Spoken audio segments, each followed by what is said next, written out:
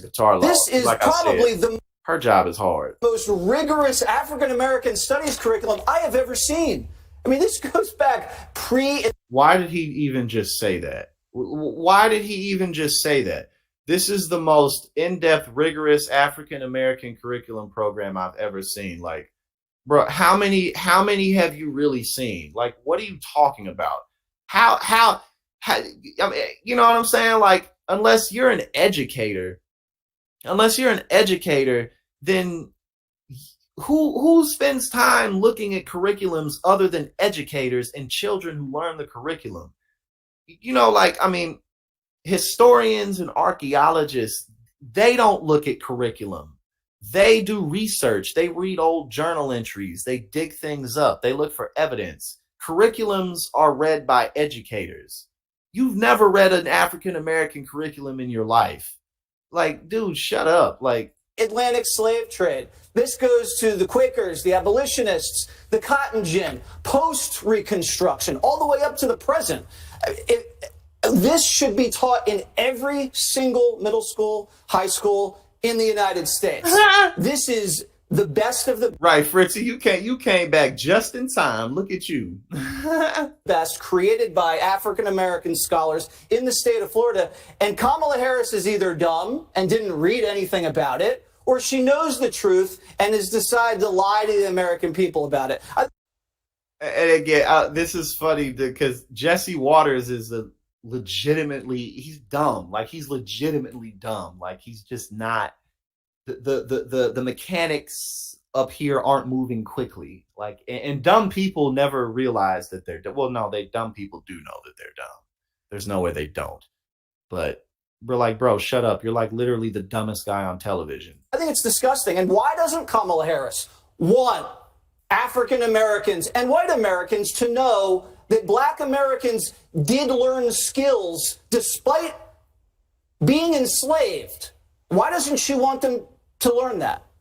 Jessica, do you think that she read the whole thing? Oh, no, I have to hear the last thing that he just said. Hold up. To know that black Americans want African Americans and white Americans to know that black Americans did learn skills despite being enslaved.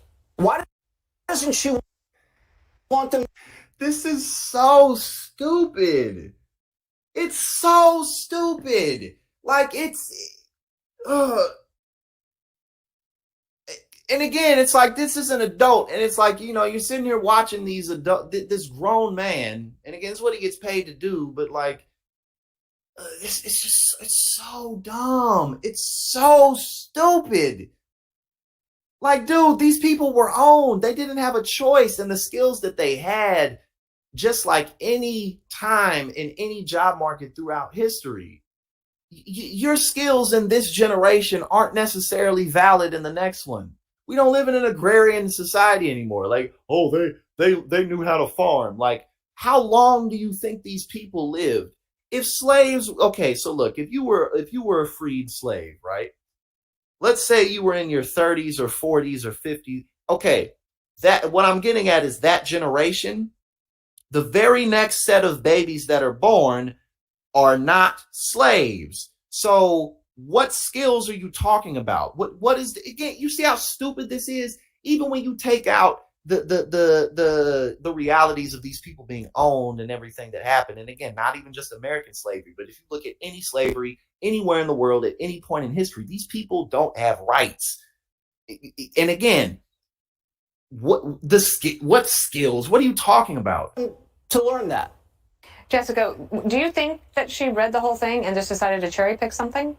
I do think that she read the whole thing, and I think that it's an incredibly complex piece. When you look at the 191 passages, you have some good, and frankly, I'm just fundamentally uncomfortable with the sentence that blacks benefited at all from this.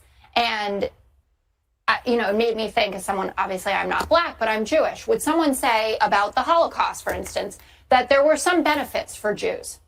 That's a very, very good point. And I was thinking that from a sense of like, if you put this on any other group, like okay, so you could say the people in the Holocaust, they benefited because, they learned resilience. They learned how to just, keep their head up in hard times and push through.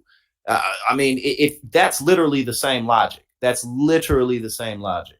Like, again, this isn't even worth discussing, but this is the state of America. This is the United States. You know what I'm saying? Like, this is America. Like, this level of stupidity is in the halls of Congress, is in the White House, corrupts the government legally. Like, this is what runs this country. This is so ridiculous. Why are we even talking about this? Right, while they were hanging out in concentration camps, you learned a strong work ethic, right? Maybe you learned a new skill. Did you ever read Man's Search for Meaning? Vic Frankl talks about how you had to survive in a concentration camp by having skills. You had to be useful, utility. Again, okay, that's true, but now that's a completely different argument. What Greg Gutfeld just says is, when you're in captivity, you have to know how to survive. That's true, but that's a completely different argument. That's just pointing out the fact that you have to know how to not die. You have to be able to know how to be useful to these people who are your captors, who are your enslavers, so that they don't kill you. That is a valid point, but it doesn't line up with the point being made about, black people benefited from this. Benefiting from benefit and knowing how to survive aren't necessarily the same thing. So again, like, this is just so ridiculous. These people are so stupid. Utility kept you but alive. We're also talking about middle schoolers here. And there's a lot of concern about what age people are prepared to understand complex issues. I'm not sure that 12 is the right age to start hearing things like, and when you were enslaved here in America. What about gender? They can learn about gender ideology? Just let me finish. Ron DeSantis knows that this is bad for him because his first response was, I didn't do it. I'm not involved in it. We do know that it's a response to his 2022 act, the quote, Stop Woke Act. And we also know that the type of people who are in charge of this overhaul, maybe not Dr. Allen, who you're going to have on tonight, or someone like Kim Daniels, who's on tape saying, I thank God for slavery because without it, I would be in Africa worshiping a tree. She's also an anti-Semite. She threw in that Jews own everything, which is a classic trope. But the Florida Department of Education released a statement in response to Kamala Harris's speech saying, she's got it totally off base. It includes, I think, 16 examples of these slaves that learned their skills while they were doing this. And Joshua Stein from Georgetown. And again, this is just, it's such a and again, I'm an academic. I'm an academic, so you can't question what I gotta say. Like, bro, it's just such a stupid argument. It's such a ridiculous argument. Pointed out that it's riddled with inaccuracies. So first of all, they say James Fortin as an example. He wasn't a slave. And again, this is so many of these people in this country who just think like this. It's just like, duh. Like, that's basically like how they think. They think everything's so simple and everyone else is so dumb, but really they just go around their entire lives just like, duh, duh. Like, that's how they go about everything. Like, this is America. This is America. They did this with Andrew Jackson. Andrew Jackson was out of his damn mind. Take the Trail of Tears out. Take all of that. Take the big huge things out that people know him for. Just him. He was crazy. But Americans loved him. He was an outside guy. America has been like this. This isn't new. Was a sailor in the Revolution. Then we've got a couple of your blacksmiths, by the way, who were not blacksmiths at all. Ned Cobb, he was a sharecropper who became the head of the Alabama Federation Sharecropper Union. An amazing example of achievement. Lewis Latimer as well. He was called a blacksmith slave in the Florida Department of Education piece, but he was an inventor who ended up getting 2 patents and was hired by the Edison Company. Mm-hmm. It felt to me like when I ask him tonight, ask him exactly that. We'll find out exactly send you the article. what the truth is. We will.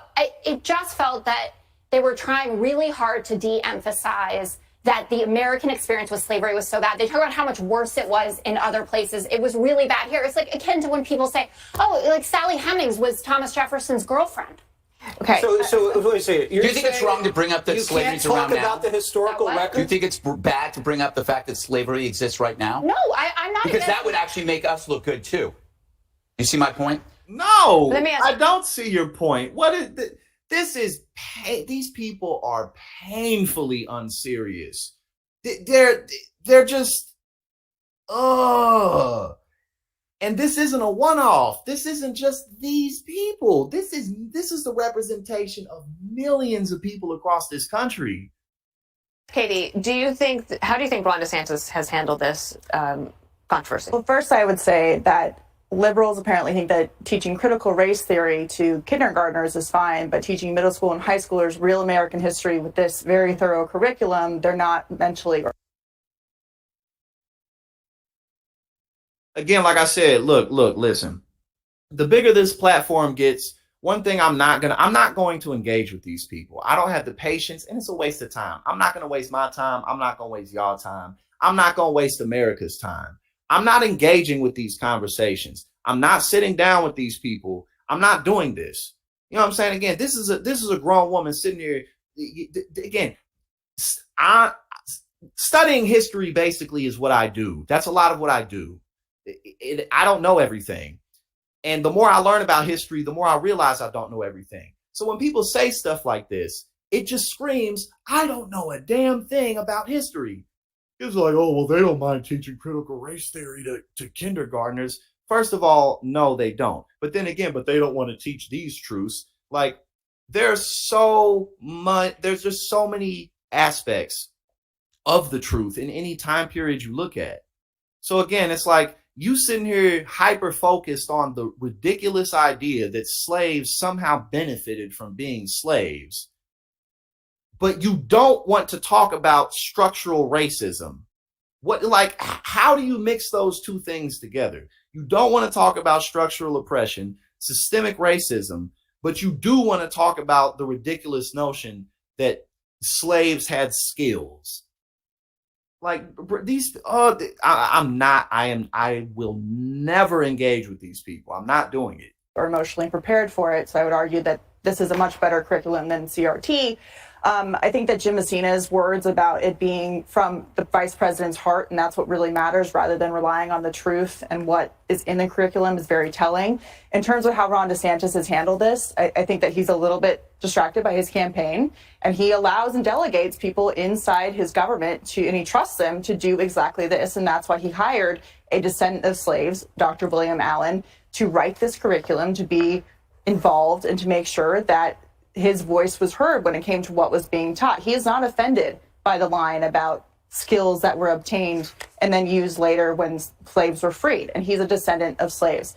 Kamala Harris, I don't care. Again, I'm an old black man and I got a PhD, so you can't question me. I don't care, bro. You still wrong. If you come up here and you defend this, you still wrong. I don't care that you black. I don't care that you got a PhD. I don't care that you were descendant of slaves.